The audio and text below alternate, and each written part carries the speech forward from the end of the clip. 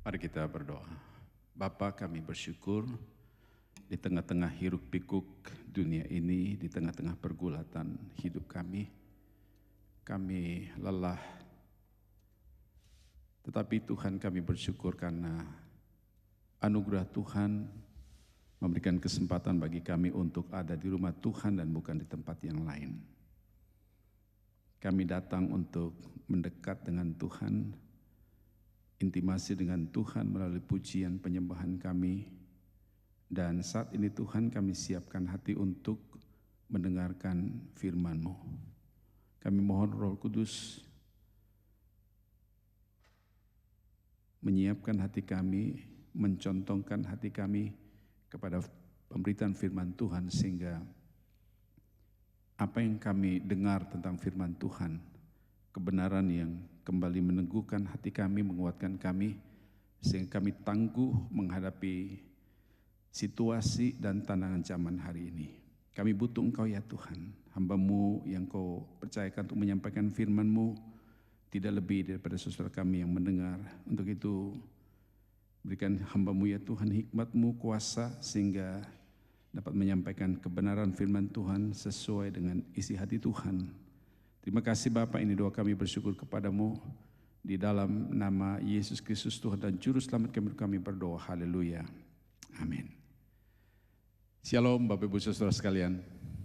Shalom. Ya, puji Tuhan saudara, ini musim liburan. Ketahuan sekali saudara ya, baik di luar sana maupun di dalam ruangan ibadah, sangat kental saudara ya suasana liburan itu di antara kita ya. Tetapi saudara, puji Tuhan, kita diberikan kesempatan oleh Tuhan kembali untuk beribadah kepada Tuhan pada pagi hari ini. Saudara, hari Jumat yang lalu kita dikagetkan dengan gempa yang terjadi di Myanmar dan di Thailand, saudara, ya lebih dekat kepada Myanmar. Dan kalau kita lihat video clips yang di-share atau di media massa di YouTube, saudara, sangat-sangat mengerikan. Bangunan tinggi, luluh lantak hancur, jalan-jalan terbelah, seperti ada terowongan di bawah sana, saudara. Kemudian banyak gedung-gedung yang hancur, dan menurut catatan sampai kemarin tanggal 29 ada 1.002 orang jiwa yang telah meninggal dunia, dan tidak terhitung berapa banyak orang yang terluka, saudara, kehilangan tempat tinggal. Nah saudara, saya tidak tahu apa yang saya pikirkan ketika ada peristiwa yang demikian. Saudara, saya hanya pikirkan dua hal. Yang pertama adalah betapa rapuhnya manusia ini, betapa rapuhnya dunia ini. Yang kedua adalah betapa dahsyatnya Tuhan kita yang menguasai segala sesuatu.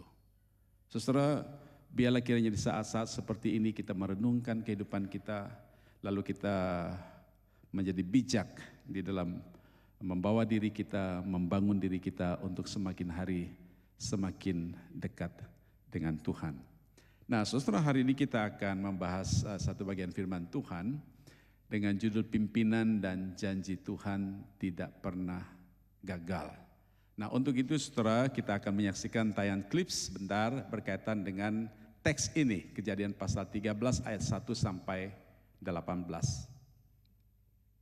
Setelah keluar dari Mesir, aku, Sarai, Lot, sanak saudara, budak-budak, dengan harta ternak kami menuju tanah yang dijanjikan Tuhan. Saat ini kami ada di negeri antara Betel dan Ai, negeri yang luas, tapi tidak cukup luas untuk harta kami. Walaupun begitu, kami harus berhenti sejenak dari perjalanan kami. Kuharap semua orang bisa mengerti situasi ini dan menghindari pertengkaran. Lot, kita sudah hidup bersama sejak lama. Mengapa hari ini kita bertengkar? Apakah karena kita semakin kaya sejak di Mesir? Gembalaku mana yang menyebabkan konflik? Apakah gembala yang dari Mesir? Apakah gembala dari negeri kita? Sudahlah.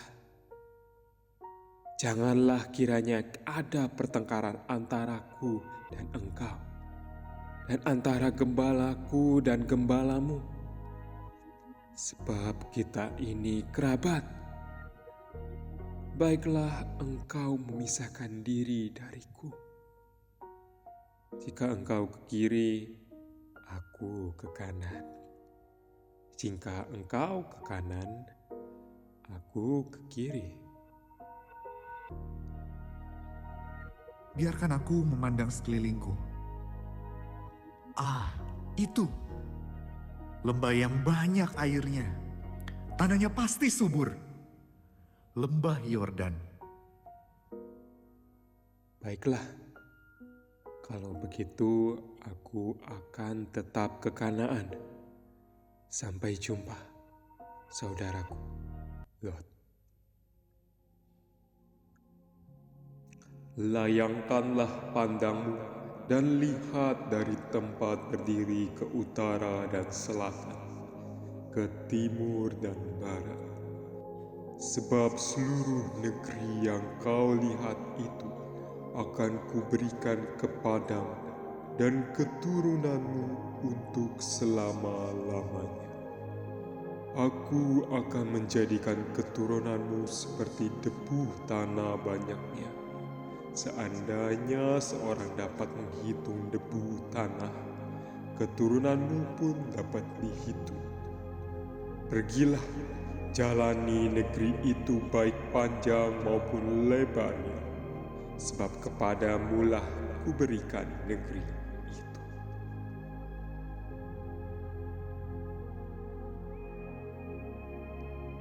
Walaupun Tuhan mengizinkan kami berkonflik,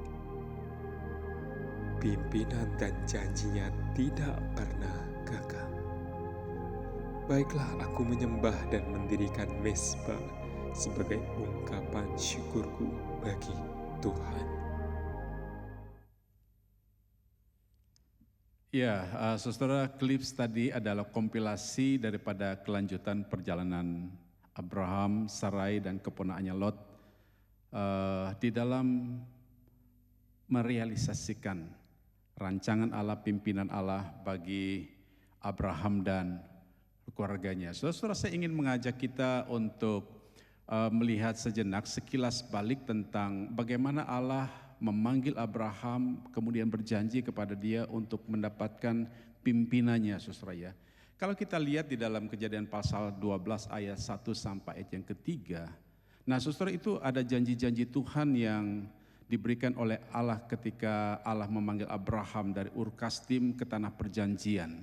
Yang pertama adalah Allah berjanji memberikan berkat secara teritorial, memberikan berkat lahan yang luas, tanah Kanaan, tanah perjanjian. Kemudian saudara, ada berkat yang kedua yang diberikan oleh Allah kepada Abraham, yaitu berkat nasional. Maka dia katakan, aku akan menjadikan engkau bangsa yang besar. Saudara, ini janji yang hebat sekali, yang luar biasa bagi Abraham ketika itu belum punya anak, sudah umur 75 tahun, saudara. Lalu saudara, berkat yang dijanjikan oleh Allah juga adalah berkat material. Dia katakan, aku akan memberkati engkau. Ketika diberkati secara material, saudara, kaya, lalu engkau menjadi berkat bagi orang lain. Lalu yang keempat adalah berkat universal.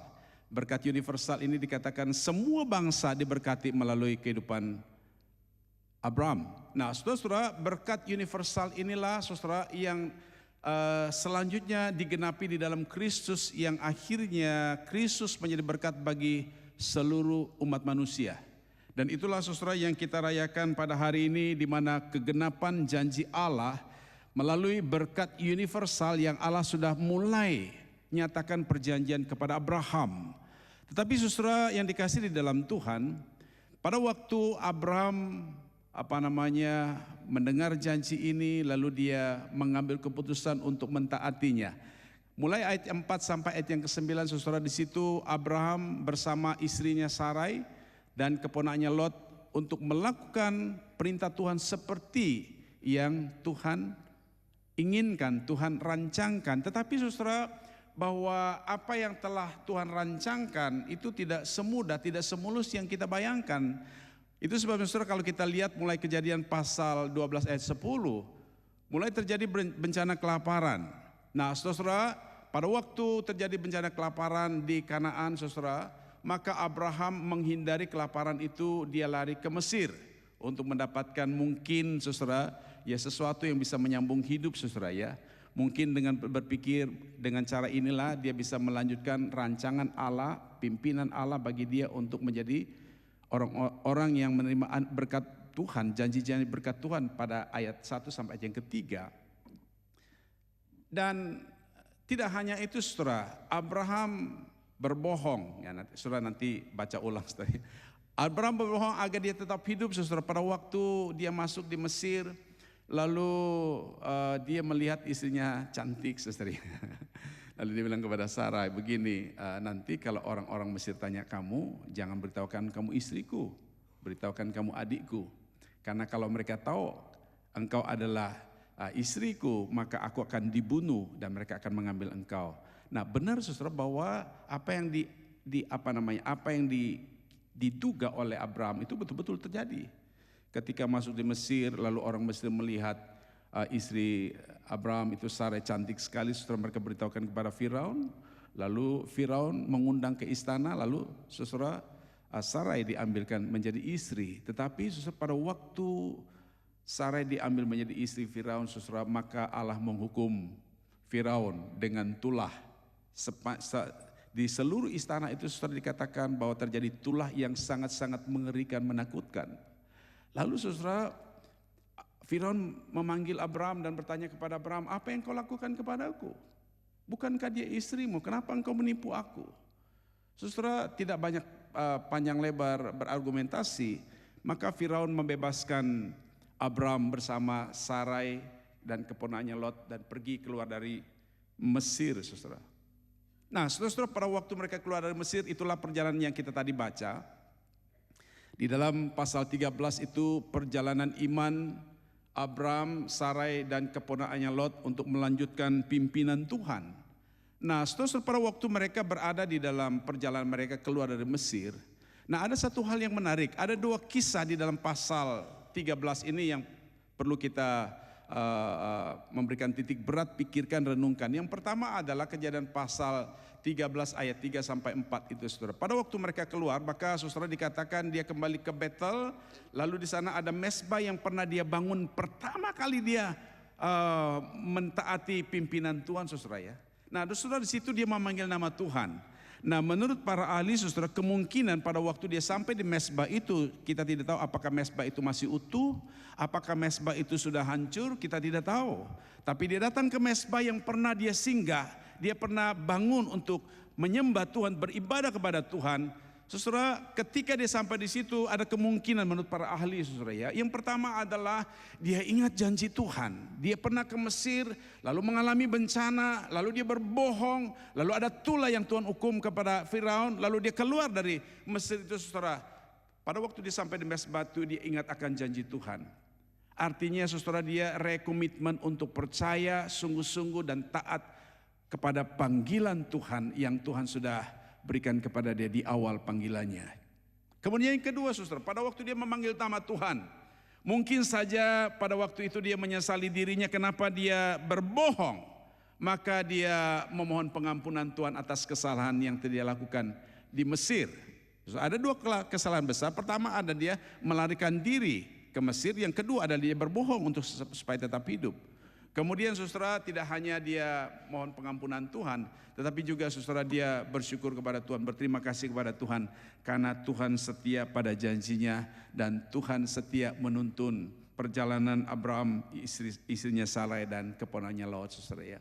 Nah saudara yang dikasih di dalam Tuhan, di dalam pasal ini saudara kita melihat bahwa memang Allah itu setia memimpin Abraham, Sarai istrinya dan Lot keluar dari Mesir. Lalu memimpin mereka kepada yang Tuhan sudah janjikan kepada mereka ke tanah perjanjian. Tetapi saudara yang dikasih di dalam Tuhan, kalau kita lihat di dalam ayat yang ke-5 sampai 18 terjadi konflik ya. Pertama adalah Abram menyadari akan kebaikan Tuhan, dia datang memanggil nama Tuhan. Tetapi setelah dia datang kepada Tuhan terjadi konflik. Konflik antara Abram dan Lot. Seperti saya katakan tadi, sudah kita tahu bahwa Abram itu adalah paman Lot. Lot itu adalah keponaan dari Abram, waktu dibawa keluar dari kampung halamannya. Nah, saudara-saudara, pada waktu mereka berjalan mengikuti pimpinan Tuhan, saudara, mereka menyadari bahwa Abram dan Lot ini keluar dari Mesir itu masing-masing punya harta yang cukup banyak, saudara. Abram punya harta yang cukup banyak, Lot juga punya harta yang banyak, dan di samping itu saudara dia punya hamba-hamba, Lot juga punya hamba-hamba. Nah, saudara-saudara, pada waktu mereka memimpin ternak mereka, harta mereka, membawa harta mereka, ternyata tempat itu saudara tidak cukup untuk mereka memelihara ternak mereka, saudara ya. Lalu terjadi konflik antara hambanya Abram dan hambanya Lot, saudara. Nah, kemungkinan tadi kalau kita lihat narasi, saudara, itu kompilasi, saudara ya, tidak utuh. Ya mungkin ada hamba-hamba yang dibawa dari orang Mesir, ada hamba-hamba yang menyertai dari awal perjalanan mereka. Tetapi saudara, yang menjadi persoalan itu bukan masalah hambanya, tapi yang menjadi persoalannya adalah lahannya tidak cukup. Ini berarti menggambarkan bahwa ternak Abram dan ternak Lot ini begitu banyak sehingga lahan yang ada rumputnya itu tidak cukup untuk memelihara ternak yang begitu banyak, saudara. Lalu terjadilah pertengkaran. Mana area saya, mana area kamu? Ini area saya, itu area kamu. Jangan membawa ternakmu ke area saya, ini tempat kami. Nah, saudara, terjadi konflik itu, maka saudara menjadi persoalan terjadi antara Abram dan Lot. Tetapi saudara, sebagai seorang paman yang bijak, yang pertama kali menerima janji Tuhan, dia memberikan solusi atas konflik itu. Lalu dia berkata kepada Lot, gini aja Lot, keteken ini sanak family, keluarga saya ini paman kamu, kamu ada keponaanku, nggak usah kita ribut-ribut ya masalah ternak, masalah lahan. Gini aja dah, kita selesaikan masalahnya, kamu pilih aja, kalau kamu ke kiri, aku ke kanan. Tapi kalau kamu ke kanan, aku akan ke kiri. Nah kemudian saudara, Lot ini memandang semua dataran yang begitu luas, saudara ya. Lalu dia melihat ke lembah Jordan. Ternyata lembah Jordan itu lembah yang begitu subur, daun-daunnya hijau, saudara ya, dan ada air yang indah sekali, saudara, yang tentu sangat menjanjikan untuk masa depan daripada keturunan Lot, saudara. Lalu dia berkata begini, kalau begitu saya ke lembah Jordan. Lalu Abram berkata, kalau begitu kamu ke sana, saya ke sini. Kalau dia ke kiri, aku ke kanan. Maka saudara, tentu pilihan Abram adalah pilihan yang tersisa. Artinya bisa saja ketika Lot memilih tempat yang baik, tersisa yang tidak baik. Yang gersang, kalau kita lihat gambaran tadi saudara, ada lahan yang begitu gersang, saudara. Nah, saudara-saudara, menarik sekali adalah Abram tidak protes. Abram tidak berkata begini, Lot, saya kan paman kamu. Oke lah, kamu pilih yang tempat baik. Dan yang sisa hari ini adalah gersang. Gini aja dah, kita bagi tempat yang subur itu. Karena kita sama-sama punya ternak, sama-sama kita mempunyai keberlanjutan. Ya, di dalam merealisasikan pimpinan Tuhan bagi kita. Sama-sama aja, kita bagi lahannya, kamu ambil yang kiri, aku ke kanan. Enggak, saudara. Abram berkata begini, kalau kamu ke sana, aku ke sini. Artinya pilihan Abram adalah pilihan yang memang tidak subur, tanah gersang, saudara. Nah, saudara-saudara, menariknya adalah walaupun Abram memilih lahan yang gersang, saudara, di dalam ayat yang ke-17-18 itu setelah membuat pilihan, Allah mengkonfirmasi janjinya pada Abraham. Saudara-saudara, saya kira ini hal yang sangat-sangat penting bagi kita. Artinya bahwa di dalam segala situasi yang terjadi dalam hidup kita, saudara, ada intervensi Allah yang telah merancangkan pimpinannya dan janjinya di awal perjalanan Abraham, Sarai dan Lot, saudara. Bahwa Allah setia pada janjinya. Saudara yang dikasih di dalam Tuhan, kira-kira apa yang kita pelajari dari kisah tadi, saudara? Ada dua hal yang kita pelajari, kita renungkan, saudara, dari peristiwa ini. Yang pertama adalah bahwa kita belajar bahwa pimpinan dan janji Tuhan itu bukan berarti tidak ada hambatan.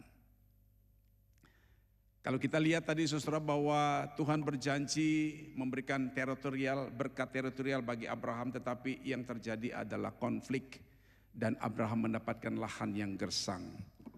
Kemudian saudara, yang kedua adalah Tuhan berjanji memberikan kepada dia berkat yang berkelimpahan secara material. Tetapi yang terjadi adalah kelaparan saudara ya. Bencana kelaparan yang menakutkan. Dan yang ketiga adalah Tuhan berjanji kepadanya untuk berkat nasional. Memberikan bangsa yang besar, tetapi saudara yang terjadi isi Abraham diambil oleh Firaun. Nah saudara, kalau kita lihat gambaran seperti ini, mestinya saudara, ya mestinya apa yang Allah janjikan kepada Abraham itu that is impossible, tidak mungkin bisa terjadi saudara. Tapi saudara, di sini kita belajar bahwa Abraham saudara ya Abraham punya cara untuk mempertahankan, dia meragukan panggilan dan janji Tuhan saudara. Karena ada fakta yang terjadi terkesan ya tidak sesuai dengan janji Tuhan. Ketika melihat situasi yang terjadi, Abraham bisa berkata begini, apa benar Tuhan berjanji seperti itu? Apa benar Tuhan setia pada janjinya? Apa Tuhan sanggup untuk mengenapi janjinya? So bisa mempertanyakan apakah Tuhan itu benar-benar iya memberikan apa yang telah dijanjikan pada Abraham di masa yang lalu. Bisa mempertanyakan apakah Tuhan itu betul-betul sanggup untuk mengenapi janjinya, karena ternyata fakta yang terjadi tidak seperti itu.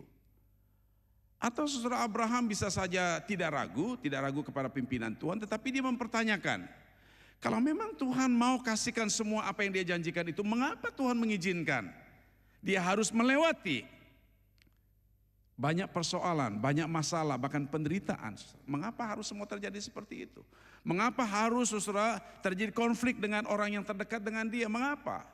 Mengapa tidak semuanya lancar-lancar aja saudara, kalau Tuhan pimpin di dalam rencana yang sempurna? Saudara yang dikasih dalam Tuhan, ternyata pertanyaan-pertanyaan asumsi ini tidak ada di benak oleh Abraham saudara, ketika dia melihat realita tidak seperti yang dijanjikan. Tetapi saudara, sekira ini sikap Abraham saudara. Ya, Abraham justru melihat kuasa dan mujizat Allah nyata di balik semua kesulitan dan hambatan dalam perjalanan imannya. Saudara, saya kira prinsip umum yang kita mau belajar di sini adalah kadang-kadang kita berpikir bahwa ketika kita taat kepada pimpinan Tuhan, kita mau mengikuti kehendak Tuhan saudara. Lalu saudara, tiba-tiba kita diperhadapkan dengan tantangan, kesulitan, bahkan mungkin penderitaan. Mungkin kita menghadapi kegagalan-kegagalan yang terjadi di dalam hidup kita, dan kita mulai mempertanyakan Tuhan. Saudara, kadang-kadang Tuhan izinkan sesuatu yang terjadi dalam hidup kita untuk kita melihat bagaimana kuasa Tuhan, bagaimana mujizat Tuhan itu saudara begitu luar biasa. Sehingga saudara, dengan demikian Abraham semakin belajar untuk mengenal Allah yang berdaulat, yang sanggup melakukan segala sesuatu di dalam kehidupan Abraham. Saudara, kalau Allah berdaulat, Dia Allah yang sanggup dan mampu melakukan apa saja di dalam kehidupan seseorang yang telah dipilihnya, yang telah dipanggilnya untuk melaksanakan kehendaknya. Saudara yang dikasih dalam Tuhan, seberapa jauh kita mengenal Tuhan kita hari ini? Saya berpikir begini, kalau kita menjalani kehidupan yang lancar-lancar saudara, kita hanya berpikir kita Tuhan yang baik-baik saja. Ya. Kalau nggak masalah, semuanya lancar-lancar, kita, oh Tuhan itu baik, Tuhan itu baik. Tapi kita ada masalah, saudara, kita berpikir Tuhan tidak baik. Tapi tahukah saudara, di balik Tuhan ingin menyatakan Dia baik, Dia mau menyatakan bahwa Dia Tuhan, kita ada Tuhan yang hebat, Tuhan yang berkuasa, Tuhan yang sanggup melakukan mujizat yang luar biasa. Di sini kita melihat, mulai mengenal Tuhan kita, Tuhan yang begitu lengkap, begitu sempurna. Tidak hanya mengenal Tuhan baik, tapi di dalam ketidakbaikan ada kuasa Tuhan, mujizat Tuhan yang Tuhan Yesus demonstrasikan di dalam kehidupan kita. Nah, saudara, di sini Abraham percaya kepada Allah yang setia pada janjinya, dan tidak ada hal apapun yang dapat menggagalkan janji Tuhan. Kelaparan tidak mungkin menggagalkan janji Tuhan, saudara ya. Kebohongan juga tidak akan menggagalkan janji Tuhan. Konflik tidak akan menggagalkan janji Tuhan. Lahan gersang juga tidak akan menggagalkan janji Tuhan. Karena Tuhan berdaulat Dia yang berjanji, dia yang menggenapinya di dalam kehidupan orang-orang yang percaya kepadanya. Saudara, Rasul Paulus pernah mengatakan ayat ini, dan ayat ini sangat familiar, dan saya berharap kita pegang ayat ini baik-baik saudara, bagi orang yang percaya. Kita tahu sekarang bahwa Allah turut bekerja dalam segala sesuatu untuk mendatangkan kebaikan bagi mereka yang mengasihi Dia, yaitu bagi mereka yang terpanggil sesuai dengan rencananya. Saya ingin menggarisbawahi saudara kata awal itu. Kita tahu sekarang as a Christian, sebagai orang yang sudah menerima anugerah keselamatan di dalam Kristus, kita adalah orang-orang yang menerima janji-janji Tuhan. Terus janji Tuhan bagi kita ketika percaya Tuhan Yesus bukan hanya janji untuk kita mendapatkan hidup kekal. Iya, itu satu hal yang penting. Tapi selama kita bergumul di tengah-tengah pergumulan dunia ini, ketika kita terus menjalani kehidupan kita tengah-tengah dunia ini, Dia pun Allah yang berjanji. Berjanji menyertai kita, dan Dia Allah yang tidak pernah ingkar janji. Tapi kalau saudara Tuhan izinkan kita harus menghadapi masalah, menghadapi rintangan-rintangan, tantangan hidup saudara, maka Dia Allah yang kreatif. Dia Allah yang bekerja di dalam segala sesuatu yang sulit dalam hidup kita. Untuk apa? Untuk mendatangkan kebaikan bagi kita, untuk kita semakin mengandalkan Tuhan dan semakin melihat karya Tuhan yang luar biasa di dalam kehidupan kita. Saudara, saya kira ada 3 hal perlu kita coba aplikasikan dalam hidup kita. Pertama adalah saudara, mari kita sadar bahwa kita adalah orang-orang yang telah menerima janji Tuhan. Kita harus belajar, kita harus tahu bahwa ketika mentaati perintah Tuhan, saudara, tidak berarti perjalanan hidup kita semuanya lancar-lancar saja. Kadang-kadang ketika kita ambil keputusan ikut Tuhan, saudara, di depan sana ada hal yang menjadi tentangan, bukan tantangan, tentangan yang menentang perjalanan hidup kita, saudara.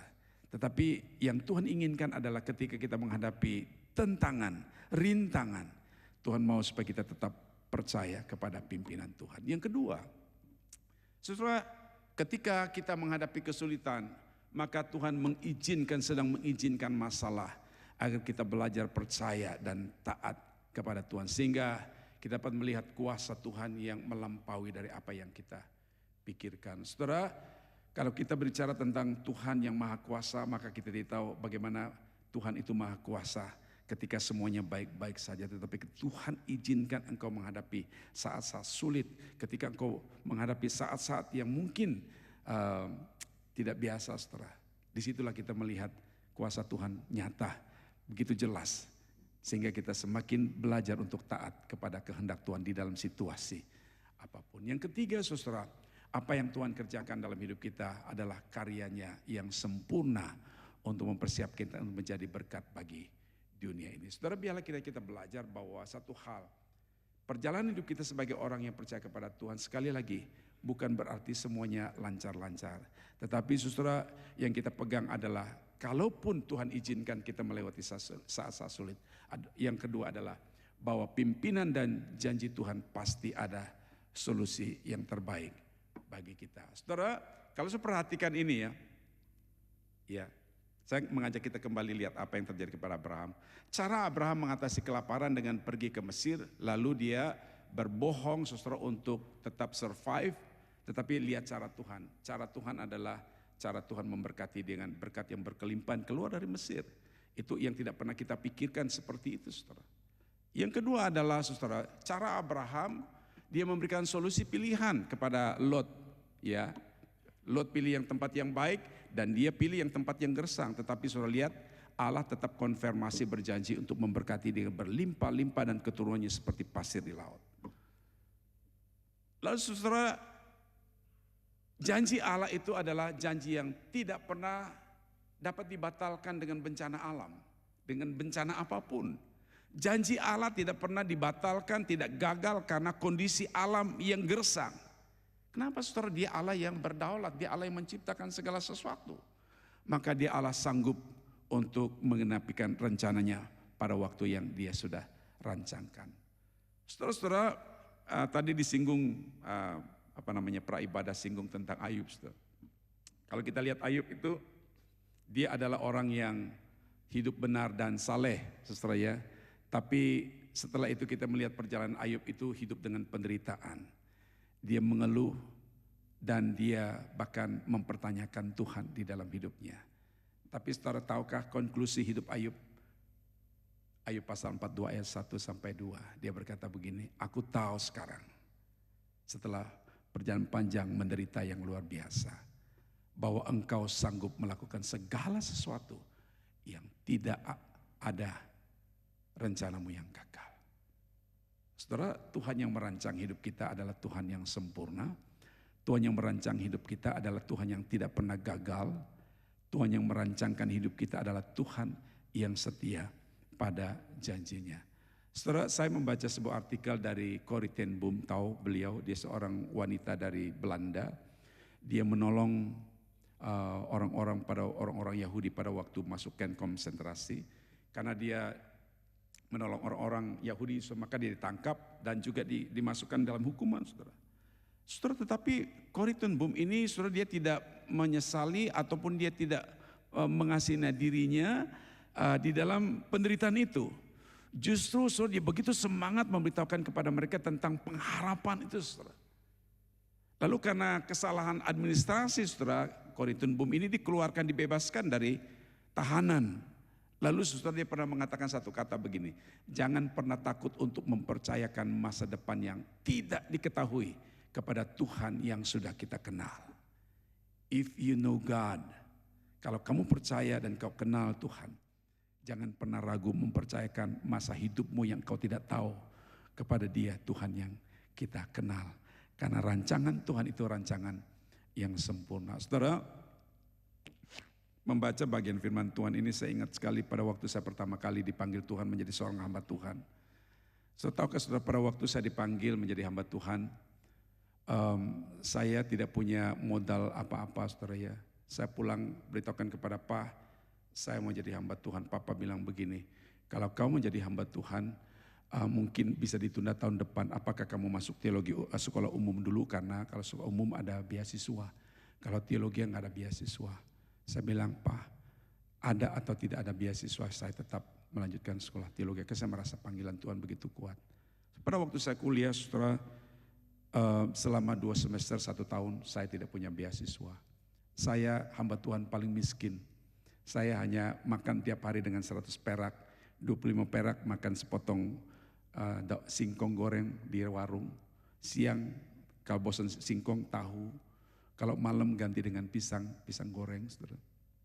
Lalu pulang ke asrama. Dan selama 1 tahun, saudara, saya seperti itu. Saya tidak bisa beli buku, saudara. Tetapi tekad hati saya sungguh-sungguh yakin panggilan Tuhan. Satu kali liburan, saudara, saya ke Jakarta dibawa teman. Saya kenalan dengan seorang teman sahabat saya sudah lama. Dan dia kerja di perusahaan yang cukup baik di Jakarta, saudara.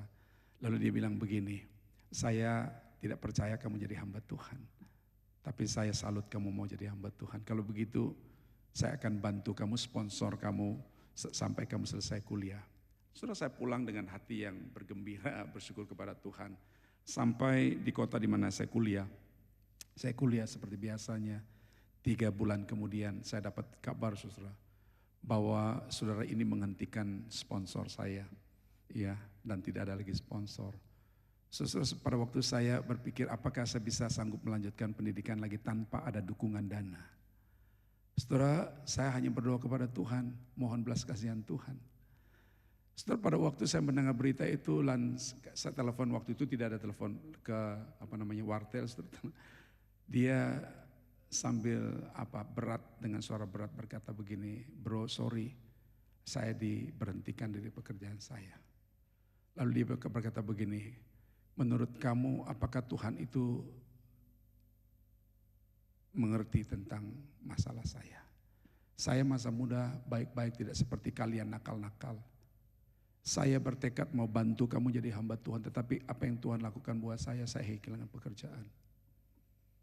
Dan saya berkata begini kepada dia, Tuhan tetap baik.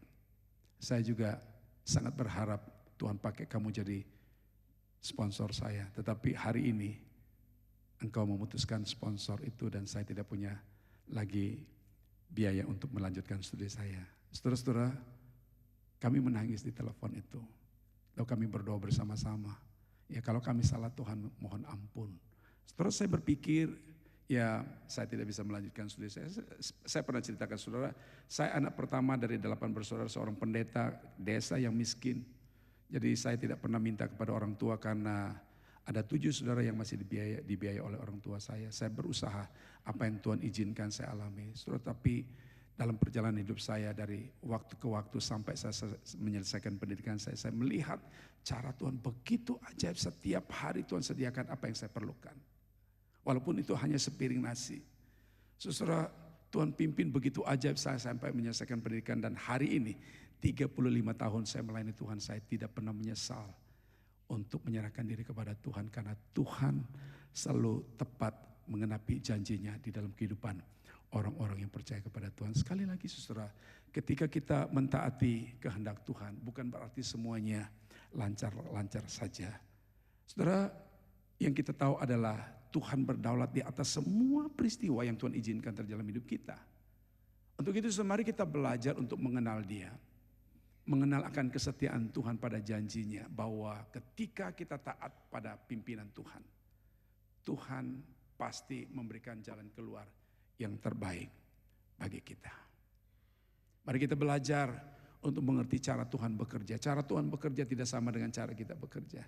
Cara Tuhan itu unik. Cara Tuhan itu kreatif untuk memimpin kita saudara. Dan menggenapi rencananya. Dan saudara, mari kita ikuti pimpinan Tuhan dan kehendaknya dengan setia. Ketahuilah bahwa pertolongan Tuhan tidak pernah terlalu terlambat dan tidak pernah terlalu cepat. Pertolongan Tuhan selalu tepat pada waktunya. Saudara, saya tidak tahu apa yang menjadi kekhawatiran saudara selama ini mengiring Tuhan. Saya tidak tahu apakah saudara pun mungkin mulai meragukan kehendak Tuhan, pimpinan Tuhan dalam hidup saudara. Atau meragukan janji Tuhan yang Tuhan berikan kepada engkau selama ini. Karena hari ini realitanya tidak sama seperti yang saya inginkan. Tapi mau kita belajar saudara bahwa percaya Allah kita Allah yang setia pada janjinya. Manusia bisa gagal, tapi Allah tidak pernah gagal. Saudara, janji dan rencana Allah tidak pernah gagal karena kelemahan kita. Dan kekuatan kita tidak pernah menggenapi janji Allah dalam hidup kita.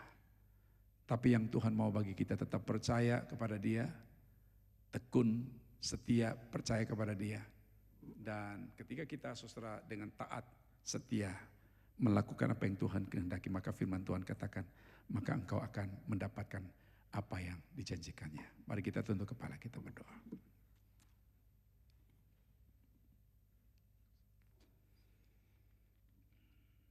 Saudara-saudara, saya ingin mengajak kepada Bapak Ibu sekalian,